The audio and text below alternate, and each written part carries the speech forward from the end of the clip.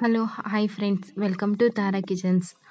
ಇವತ್ತಿನ ರೆಸಿಪಿಯಲ್ಲಿ ನಾನು ಕಾಲಿಫ್ಲವರ್ನ ಯೂಸ್ ಮಾಡಿ ಮನೆಯಲ್ಲೇ ತುಂಬ ಸುಲಭವಾಗಿ ಗೋಬಿ ಮಂಚೂರಿಯನ್ ಯಾವ ರೀತಿ ಮಾಡೋದಂತ ತೋರಿಸ್ಕೊಡ್ತಾ ಇದ್ದೀನಿ.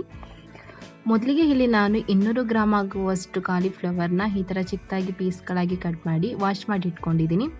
ನಂತರ ಇಲ್ಲಿ ನಾನು ಕುದಿಯುವಂಥ ನೀರಿಗೆ ನಾನು ಕಟ್ ಮಾಡಿ ಇಟ್ಕೊಂಡಿರುವಂತಹ ಕಾಲಿಫ್ಲವರ್ನ ಹಾಕಿ ಸ್ವಲ್ಪ ಉಪ್ಪನ್ನ ಹಾಕಿ 5 ನಿಮಿಷ ಈ ಥರ ನೆನೆಯಲು ಬಿಡ್ತಾ ಇದ್ದೀನಿ. 5 ನಿಮಿಷ ಆದಮೇಲೆ ನಾನು ಇಲ್ಲಿ ಕಾಲಿಫ್ಲವರ್ನ ಈ ಥರ ನಾನು ಡ್ರೈನ್ ಮಾಡ್ಕೋತಾ ಇದ್ದೀನಿ. ಅದರಲ್ಲಿರುವಂಥ ನೀರಿನಂಶ ಎಲ್ಲ ಕಂಪ್ಲೀಟಾಗಿ ಡ್ರೈ ಆಗಬೇಕು.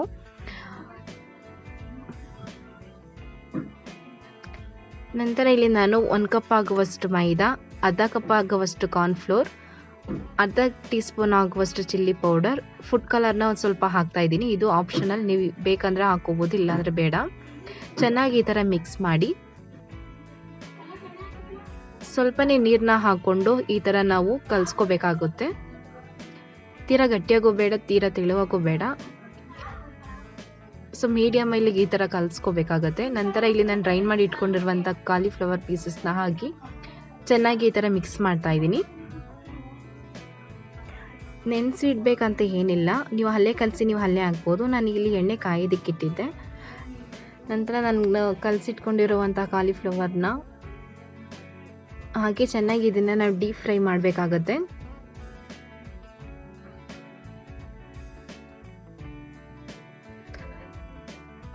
ಡೀಪ್ ಫ್ರೈ ಆದಮೇಲೆ ಸೆಪ್ರೇಟಾಗಿ ಒಂದು ಪ್ಲೇಟ್ಗೆ ತೆಗೆದಿಟ್ಕೊಳ್ಳಿ. ಉಳಿದಿದ್ದನ್ನು ಕೂಡ ನೀವು ಸೇಮ್ ಪ್ರೊಸೀಜರ್ ನೀವು ಮಾಡ್ಬೋದು.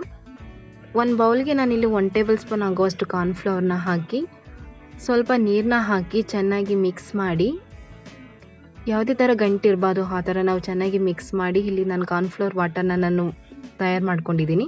ಒಂದು ಪ್ಯಾನ್ನ ಹೀಟ್ ಮಾಡಿ 2 ಟೇಬಲ್ ಸ್ಪೂನ್ ಆಗುವಷ್ಟು ಎಣ್ಣೆನ ಹಾಕಿ ಅದಕ್ಕೆ 1 ಟೇಬಲ್ ಸ್ಪೂನ್ ಆಗುವಷ್ಟು ಬೆಳ್ಳುಳ್ಳಿನ ಇದರ ಚಿಕ್ಕದಾಗಿ ಕಟ್ ಮಾಡಿ ಹಾಕಿದ್ದೀನಿ. ಹಾಗೆ 2 ಹಸಿಮೆಣಸಿನ್ಕಾಯಿ, ಹಾಗೆ 1 ಕಪ್ ಆಗುವಷ್ಟು ಈರುಳ್ಳಿನ ಹಾಕಿ ಸ್ಟವ್ನ ಹೈ ಫ್ಲೇಮಲ್ಲಿ ಇಟ್ಕೊಂಡು ಚೆನ್ನಾಗಿ ಫ್ರೈ ಮಾಡಿದ ನಂತರ ಇಲ್ಲಿ 1 ಟೇಬಲ್ ಸ್ಪೂನ್ ಆಗುವಷ್ಟು ಶುಂಠಿ ಬೆಳ್ಳುಳ್ಳಿ ಪೇಸ್ಟ್ನ ಹಾಕಿದ್ದೀನಿ.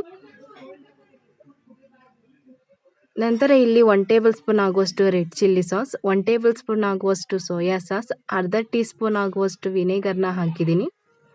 ನಿಮ್ಮ ಖಾರಕ್ಕೆ ಎಷ್ಟು ಬೇಕೋ ನೋಡ್ಕೊಂಡು ನೀವು ಚಿಲ್ಲಿ ಸಾಸ್ನ ಹಾಕ್ಕೋಬೋದು.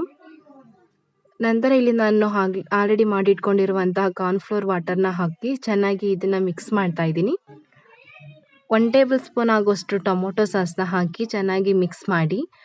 ನೀವು ವಿನೆಗರ್ನ ಯೂಸ್ ಮಾಡಿಲ್ಲ ಅಂದರೆ ಟೊಮೊಟೊ ಸಾಸ್ನ ನೀವು ಇನ್ನೂ 1 ಟೇಬಲ್ ಸ್ಪೂನ್ ಹಾಕ್ಕೋಬೋದು. ನಂತರ ಇಲ್ಲಿ ರುಚಿಗೆ ತಕ್ಕಷ್ಟು ಉಪ್ಪನ್ನ ಹಾಕಿ ಅರ್ಧ ಟೀ ಸ್ಪೂನ್ ಆಗುವಷ್ಟು ಚಿಲ್ಲಿ ಪೌಡರ್ನ ಹಾಕಿ ಮಿಕ್ಸ್ ಮಾಡಿ.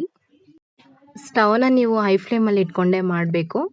ನಂತರ ಇಲ್ಲಿ ನಾನು 2 ಟೇಬಲ್ ಸ್ಪೂನ್ ಆಗುವಷ್ಟು ನಾನು ಸ್ಪ್ರಿಂಗ್ ಆನಿಯನ್ನ ಹಾಕ್ತಾ ಇದ್ದೀನಿ. ನಂತರ ಫ್ರೈ ಮಾಡಿ ಇಟ್ಕೊಂಡಿರುವಂಥ ಗೋಬಿನ ಹಾಕಿ ಚೆನ್ನಾಗಿ ಮಿಕ್ಸ್ ಮಾಡಿದ್ರೆ ಬಿಸಿ ಬಿಸಿ ಆದ ಗೋಬಿ ರೆಡಿ ಆಗಿದೆ.